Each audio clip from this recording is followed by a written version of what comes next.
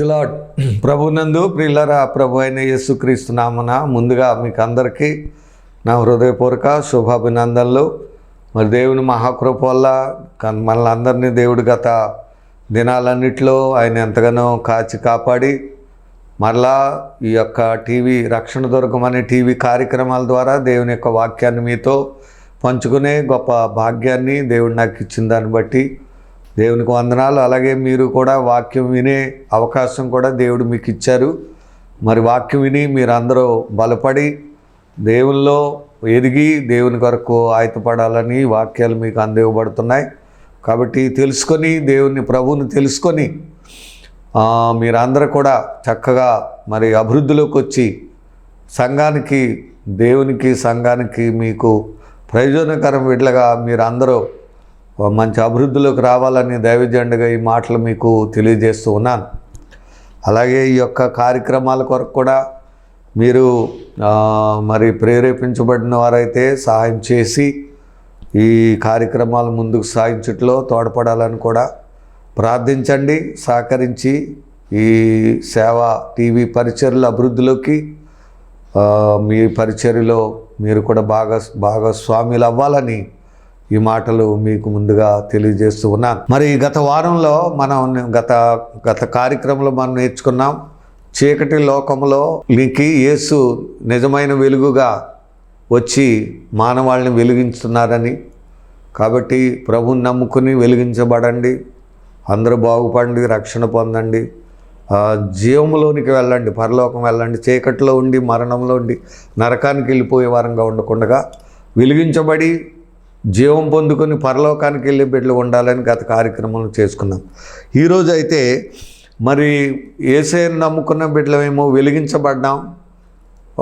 మరి రక్షణ లేని బిడ్డలు ప్రభువుని తెలుసుకోని వాళ్ళు ఎక్కడున్నారంటే చీకట్లో ఉన్నట్టుగా రెండు రకాల డివిజను కలిగిన ప్రజలుగా ఇక్కడ ఉన్నట్లు బైబిల్ మనకు చెప్తుంది. ఆ విషయాలు కొన్ని మనం ఈరోజు నేర్చుకొని మరి దేవుని సన్నిధిలో మనం ముందుకు సాగుదాం.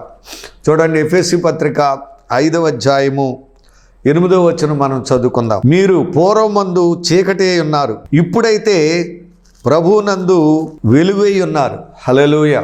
సరండి, పూర్వము ఇప్పుడు. పూర్వం ఎలాగున్నాం? చీకటి అయి ఉన్నాం. ఇప్పుడు ఎలాగున్నాం? ప్రభువునందు వెలుగై ఉన్నాం. హల్లెలూయా. సరండి, వెలుగు కలిగిన బిడ్డలుగా వెలిగింపబడిన బిడ్డలుగా మనం ఉండాలి. చీకటిలో ఉన్న పిల్లలుగా మనం ఉండకూడదు. అంటే ఎప్పుడు వెలిగించబడిన వారు ఉంటాం? ప్రభువునందు వెలుగై ఉన్నాం అంటే ప్రభువుని మనం విశ్వసించినప్పుడు ఆయన బిడ్డలంగా ఆయన వెలుగై ఉన్నాడు కాబట్టి ఆయన చేత వెలిగించబడిన వారుగా మనం ఉండాం. ఇక చీకటి సంబంధమైనటువంటి జీవితమును కలిగిన వారంగా మనం లేము, చీకటి మనుషులుగా లేము, ప్రభువునందు వెలిగించబడిన వారంగా ఉన్న. హల్లెలూయా. కాబట్టి ఇక్కడ మనకు చెప్తా ఉంది, మరి ప్రభువునందు వెలుగై ఉన్నారు. వెలుగు ఫలము సమస్త విధములైన మంచితనము, నీతి, సత్యమును వాటిలో కనబడుచున్నవి. ప్రియులారా, చీకట్లో కొన్ని క్రియలు ఉంటాయి, కొన్ని ఫలాలు ఉంటాయి. చీకటికి భయంకరమైన మరి ఇంకా దుష్టత్వం అన్నమాట. దుష్టత్వం, దుర్మార్గత, కుటిలత, చెడుగంతా చీకటిలోనే ఉంటుంది. ఇక్కడ వెలుగు ఫలములు ఉన్నాయి. ఏంటంటే సమస్త విధములైన మంచితనం. జరండి, ఇక చెడుగా అనేది లేదు ఇందులో. వెలుగులో సమస్త విధములైన మంచితనము, రెండోది నీతి, మూడోది సత్యమును వాటిలో కనబడుచున్నవి. హల్లెలూయా. సరే, ఈ మూడు కూడా వెలుగులో ఉన్నాయి. వెలుగు ఫలాలు అంటాం దీన్ని. ఆత్మ ఫలాలు ఉంటాయి, అలాగే వెలుగు ఫలాలు కూడా ఉన్నాయి. ఏంటంటే సమస్త విధములైన మంచితనము, నీతి, సత్యమును వాటిలో కనబడుతుంది. కనుక ప్రభువుకేది ప్రీతికరమైనదో దానిని పరీక్షించుచు వెలుగు సంబంధుల వలె నడుచుకొనుడి. హల్లెలూయా. ఇప్పుడు వెలుగు సంబంధులు, చీకటి సంబంధులు. వెలుగు సంబంధులు, చీకటి సంబంధులు.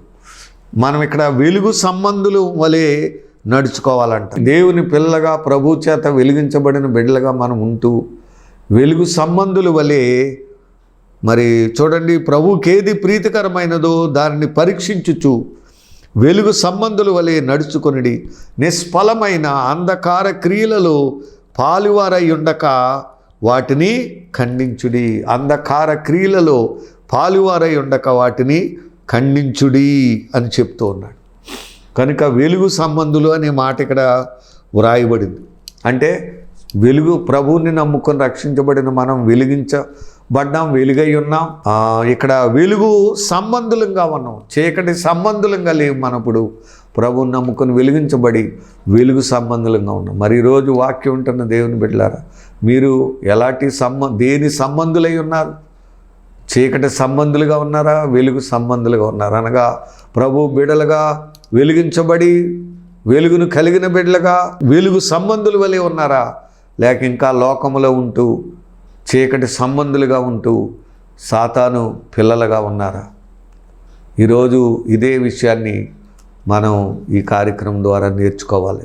2, పూర్వం చీకటిలో ఉన్నాం, ఇప్పుడైతే ప్రభునందు వెలుగై ఉన్నాం. బిడ్డలారా, ప్రభు మనలను వెలిగించాడు, మనం వెలుగై ఉండాలి. బిడ్డలారా, అది ఈరోజు వాక్యాన్ని బట్టి మనం నేర్చుకోవాలని కూడా నేను మీకు మనం చేస్తూ ఉన్నాను. 1 తెస్సలోనికీయులకు రాసిన పత్రిక 5వ అధ్యాయము 4వ వచనం చదువుకుందాం. సహోదరులారా, ఆ దినము దొంగవలే మీ మీదకు వచ్చుటకు మీరు చీకటిలో ఉన్నవారు కారు. సరేండి, చీకటిలో ఉన్నవారము కాదు అంటే మనిషి ప్రభుని తెలుసుకున్న వాళ్ళు, రక్షణ పొందని వాళ్ళు ఎక్కడున్నారనమాట? చీకటిలో ఉన్నారంట. చీకటి సంబంధులుగా ఉన్నట్లుగా చెప్తుంది అక్కడ. కాబట్టి మీరు చీకటిలో ఉన్నవారు కారు, మీరందరూ వెలుగు సంబంధులను పగటి సంబంధులనై ఉన్నారు. హల్లెలూయా. సరే, వెలుగు సంబంధులను పగటి సంబంధులనై ఉన్నారు. వెలుగు సంబంధులు, వెలుగు అంటే పగలు, వెలుగంటే మళ్ళీ ఏదన్నా వేరేగా అనుకుంటాం. పగటివారం, చీకటి వారం కాదు, పగటి వారంగా ఉన్నాం. వెలుగు సంబంధులంగా ఉన్నాం, చీకటి సంబంధులంగా లేవు. పగటి సంబంధులంగా ఉన్నాం, వెలుగు సంబంధులంగా ఉన్నాం. రాత్రి వారం కాదు, ఇంకా ఉంది రాత్రి వారం కాదని చూడండి.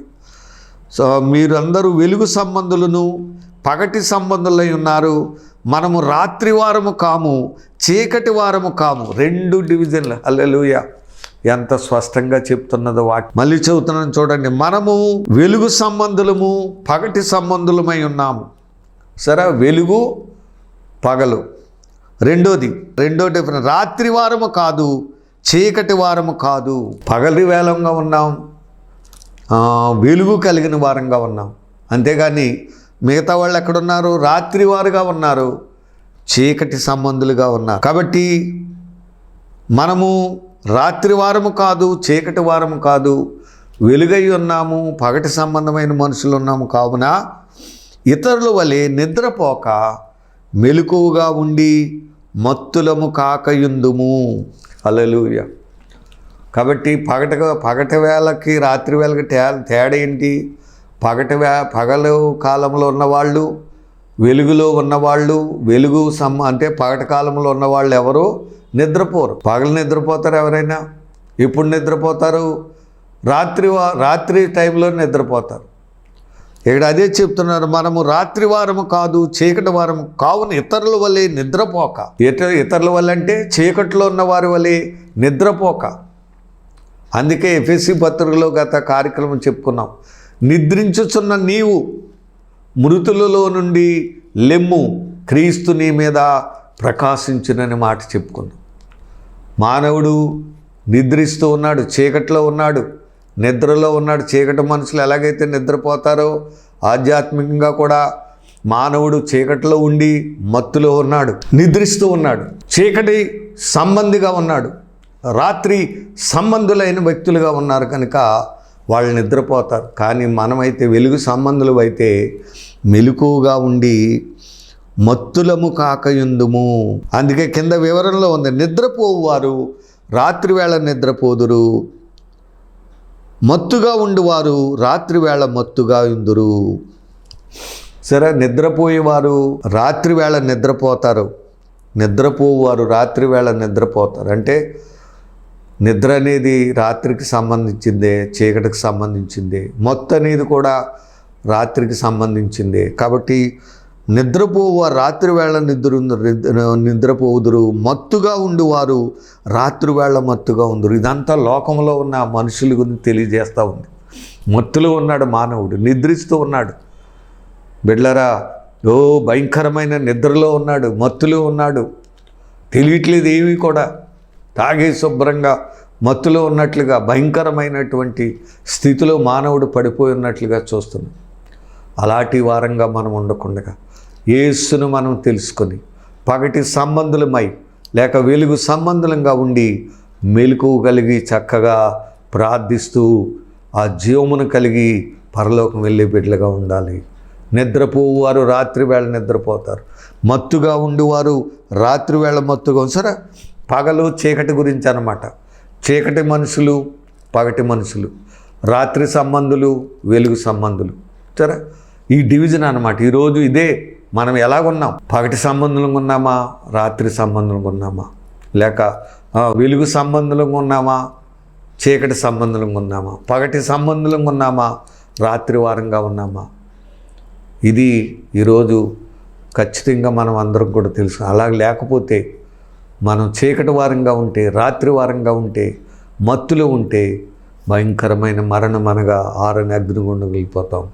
అట్టి మరణముల నుండి మనల్ని విమోచించి వెలిగించి పగటివారిగా చేసి లోకానికి వెలుగుగా చేసి మనము మెలకువగా ఉండి ప్రార్థించి పరలోకం వెళ్ళి నిత్య జీవాన్ని చేరుకునే బిడ్డలుగా ఉన్నారు. చూడండి, కాబట్టి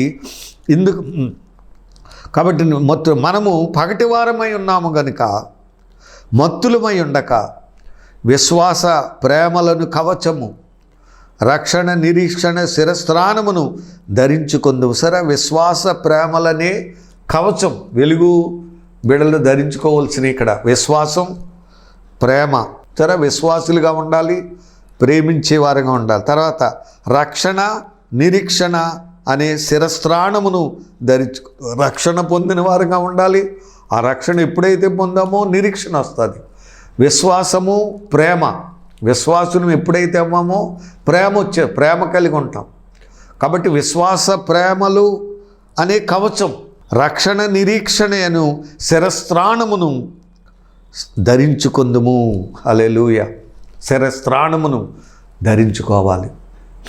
ఇదే విషయాన్ని ఎఫెసీ పత్రికలో కూడా పౌలు గారు చక్కటిగా విషయం చేస్తున్నాడు.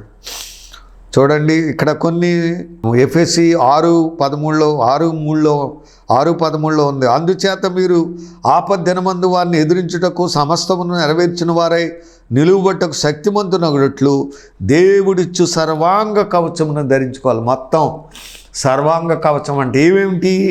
ఏలైనగా నడుమునకు సత్యమును దట్టి కట్టుకొని నీతి అని మైమరుపు తొడుక్కొనవలెను. సత్యమనే దట్టి. తర్వాత పాదములకు సమాధాన సువార్త వలనైన సిద్ధ మనస్సును జోడు తొడుక్కొని నిలువబడుడి.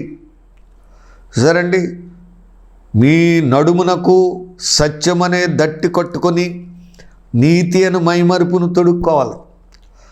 పాదములకు సమాధాన సువార్త సిద్ధ మనస్సు జోడు తొడుక్కోవాలి. తొడుక్కోవలసినవి అన్నమాట, ధరించవలసినవి. ఇవన్నీ కాక విశ్వాసం అనే డాలు. సరే, ఇందాకేమో విశ్వాస ప్రేమలనే కవచం, విశ్వాస ప్రేమలనే కవచం. ఇక్కడమేమో విశ్వాసమను డాలు పట్టుకునిది. విశ్వాసం పట్టుకోవాలి. తర్వాత ఇవన్నీ వెలుగు సంబంధాలకు బిడ్డలకు అన్నమాట. మెలకువగా ఉండాలి, డాలు పట్టుకోవాలి, కవచాలు ధరించుకోవాలి, శిరస్త్రాణములు పెట్టుకోవాలి. తర్వాత పట్టుకునేది దానితో ఈ డాలు విశ్వాసం ఉంటే, విశ్వాసం లేకపోతే ఆ దుష్టుడు వేసే ఆ యొక్క అనుమానం లేక ఇంకా ఏమనాలంటే మా బాణాలు కాలిపోతాం అన్నమాట. వాడు మనల్ని ఏమైనా చేసేటువంటి వాడు చేత దానితో మీరు దుష్టుని అగ్నిబాణములన్నిటినీ ఆర్పుటకు శక్తిమంతులవుతురు. సరే, ఏం బాణాలు ఉన్నాయి వాడి దగ్గర? అగ్నిబాణములు. సరే, అగ్నిబాణములు. ఒక్క బాణం వేసాడంటే చాలు, కాలిపోతాం. ఎందుకు? బూడిదైపోయినట్టు అయిపోతాం. ఎప్పుడు? విశ్వాసం అనే డాలు పట్టుకోకపోతే, విశ్వాసం లేకపోతే మనల్ని ఇంకా నువ్వెందుకు పనికిరావు అంటాడంతే. నిజమే అనుకుని మనం ఏమైనా చేసేసుకుంటాం. కాబట్టి దేవునితో మనం మెలకు కలిగిన బిడ్డలుగా, ప్రార్థించే వారంగా, శక్తి కలిగిన బిడ్డలుగా, విశ్వాస ప్రేమలని కలిగిన బిడ్డలంగా, రక్షణ తర్వాత అగ్ని బాణం శక్తి మరియు రక్షణ అయిన శిరస్త్రాణమును. సరే, రక్షణ ఇక్కడ కూడా ఉంది. రక్షణ, నిరీక్షణ అనే శిరస్త్రాణము. సరే, రక్షణ తర్వాత నిరీక్షణ అనే శిరస్త్రాణం. ఇక్కడ రక్షణ అయిన శిరస్త్రాణం అని ఉంది. అదొక శిరస్త్రాణం అంటే శిరస్సుకు ధరించేదే. మరి దేవుని వాక్యమును ఆత్మ ఖడ్గమును ధరించుకొనిడి. దేవుని పిల్లలుగా ఉంటే ఇవన్నీ మనకుంటాయి.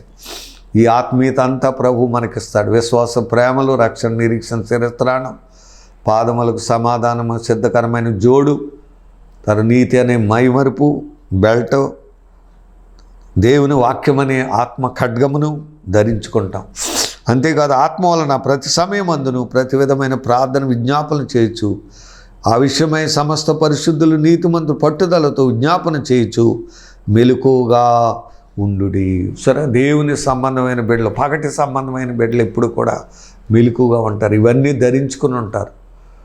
మా దుష్టిని ఎదిరించడానికి శక్తిమంతుడగినట్లుగా దేవుడిచ్చే సర్వాంగ కవచాన్ని ధరించుకుని ఉంటారు. కాబట్టి ఇక్కడ ఎందుకనగా మనము ప్రభు అయిన యేసుక్రీస్తు ద్వారా రక్షణ పొందుటకే దేవుడు మనల్ని నియమించిన కానీ ఉగ్రత పాలవుటకు నియమించలేదు. సరే, రక్షణ పొందే బిడ్డలుగానే మనం ఉంటాం తప్ప దేవుని ఉగ్రతకు గురైపోయింది. మీరు ఈరోజు రక్షణ పొంది దేవుని ఉగ్రత నుండి తప్పించే బిడ్డలుగా ఉన్నామా?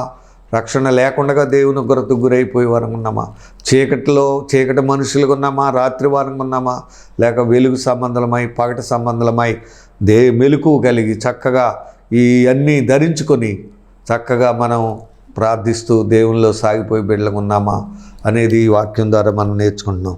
కాబట్టి మనము మేలుకొని ఉన్నాను, నిద్రపోవచ్చున్నాను, తనతో కూడా జీవించు నిమిత్తము ఆయన మన కొరకు మృతి నొందెను. హల్లెలూయా. సరే, ఈ వెలుగునివ్వడానికి, జీవమునివ్వడానికి, రక్షణ ఇచ్చి ఇదంతా మనం ఇవ్వడానికి ఏం చేశాడంటే జీవించు నిమిత్తం ఆయన మన కొరకు మృతి నొందాడు, సిలువ వేయబడ్డాడు. ఇది గత కార్యక్రమంలో కూడా మీకు చెప్పాను. మనకి ఆయన కుమారుని ద్వారా విమోచన, వెళ్ళరా పాప క్షమాపణ దొరుకుతుందని మొదటి కొలస్సే పత్రిక 1వ అధ్యాయంలో మనం నేర్చుకున్నాం. కాబట్టి ఇక్కడ కూడా అంటున్నాడు ఆయన మన కొరకు మృతి నొందాడు. కాబట్టి యేసు మన కొరకు చనిపోయాడు, మృతి నొందాడు, సిలువ వేయబడ్డాడు. ఈరోజు ఎవరైనా సరే వాక్యం వింటున్న దేవుని బిడ్డలారా, యేసు నీ కొరకు చనిపోయాడు.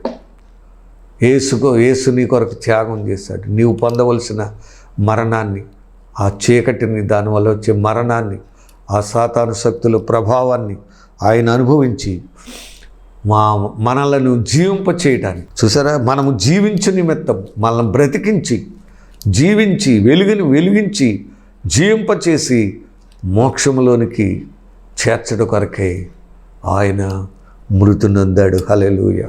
సిలువ వేయబడ్డాడు.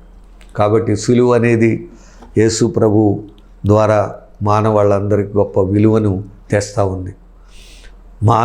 మానవునికి జీవాన్ని ఇచ్చేది సిలువ.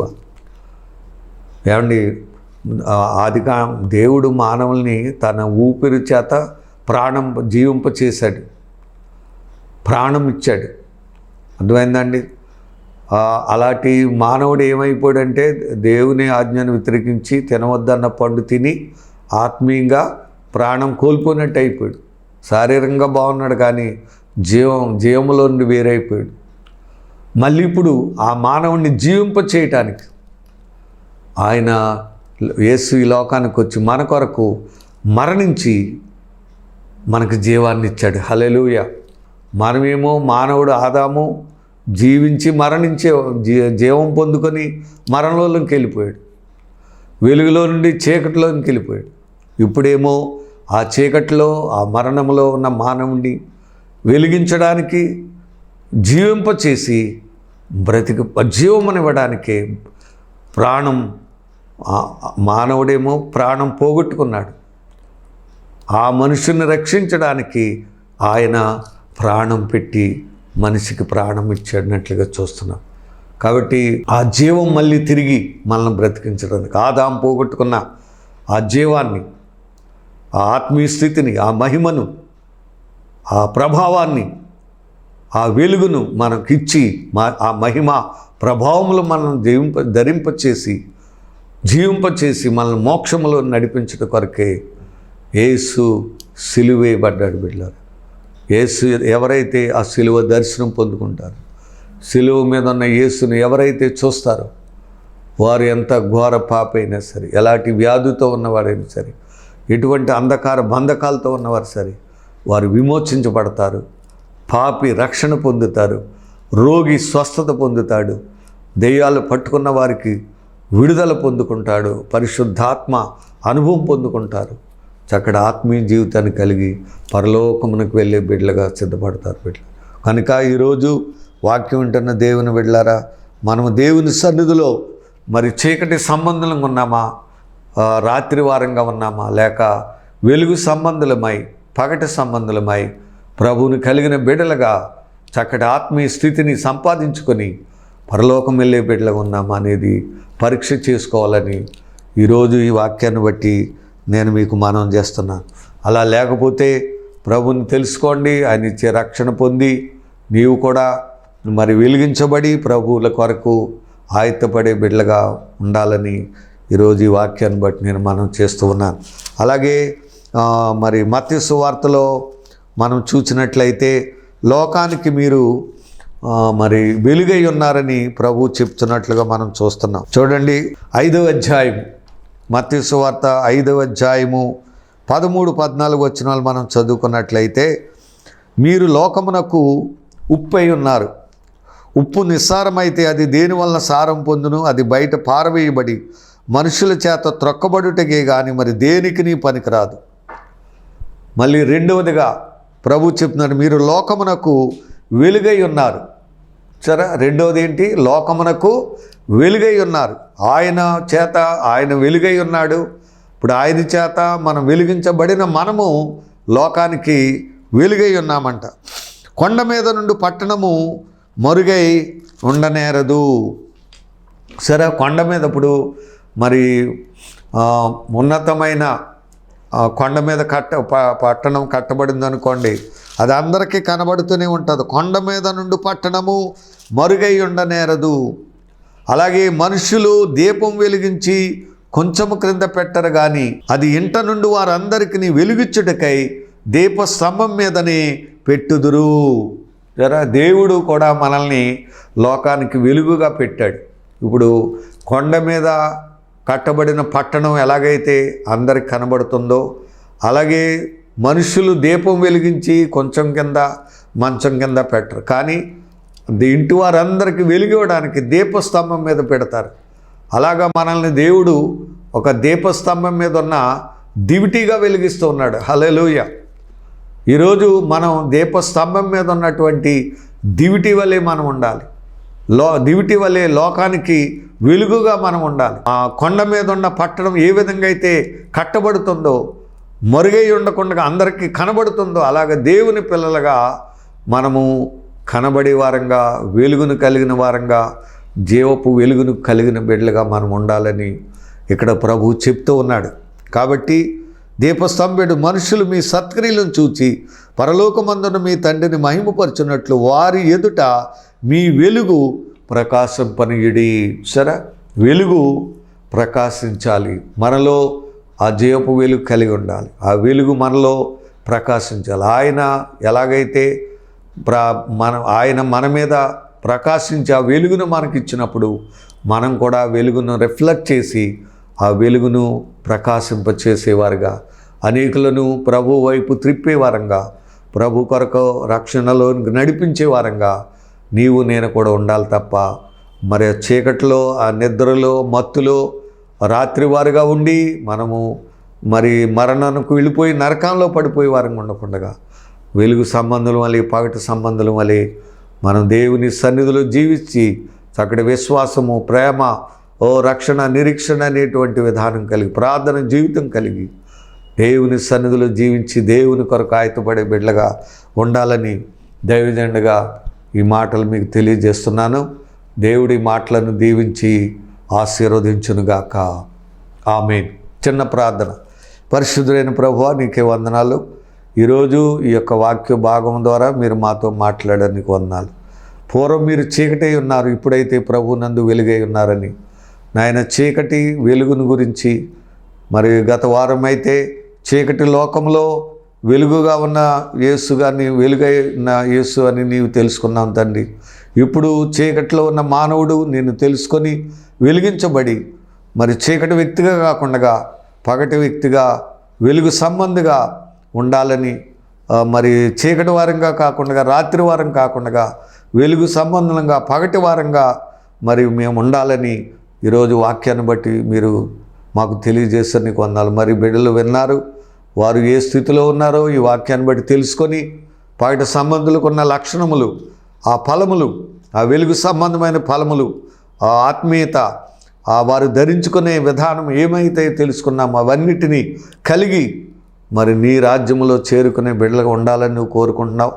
అట్టి కృప అందరికి దయచేయండి. ఒకవేళ ఇంకా చీకట్లో నిద్రలో మత్తులో ఉంటే వారిని మీరు మేలుకొల్పి వారిని కూడా లేవనెత్తి వారు కూడా వెలుగు సంబంధుల వలె ఇవన్నీ ధరించుకొని సిద్ధపడి నీ రాజ్యం కొరకు ఆయత్తపడే బిడ్డలుగా సిద్ధపరచమని ప్రార్థిస్తూ, విన్న వాక్యం అందరి హృదయాల్లో పడేది నూరంతలుగా పాలించిన కృప చూపించమని, ఈ కార్యక్రమాలని వీక్షిస్తున్న బిడ్డలను మీరే ఏ స్థితిలో ఉన్నా సరే మీరే వారిని రక్షించండి. అనారోగ్యంతో ఉంటే స్వస్థపరచండి. మరి ఎటువంటి శోధనలో ఉన్నా విడిపించి వారిని రక్షించి మీరు కాపాడమని ప్రార్థిస్తున్నాం. అలాగే ఈ కార్యక్రమాలను కిరకు సహకరిస్తూ ప్రార్థిస్తున్న బిడ్డలను కూడా మీరు జ్ఞాపకం చేసుకోండి. మరి వారికి కూడా నీ గొప్ప దీవెన ఆశీర్వాదం ఇచ్చి నీ కృపలతో నడిపించమని, ఈ టీవీ పరిచర్లు మరి నాయన ప్రచారం చేస్తున్న రక్షణ మార్గం అనే కార్యక్రమాలను ప్రచారం చేస్తున్న వారిని కూడా మిక్కిలిగా దీవించి నీ మహిమ కొరకు, నీ రాకడ కొరకు మరి సిద్ధపడటకు అనేకులను సిద్ధపరిచేవారుగా మీరే నీ మహిమ కొరకు వాడుకోండి. దీవించండి, ఆశీర్వదించండి. యేసు నామమున అడిగి వేడుకొనుచున్నాము తండ్రి. ఆమేన్. God bless you. దేవుడు మిమ్మల్ని దీవించును గాక. Thank you.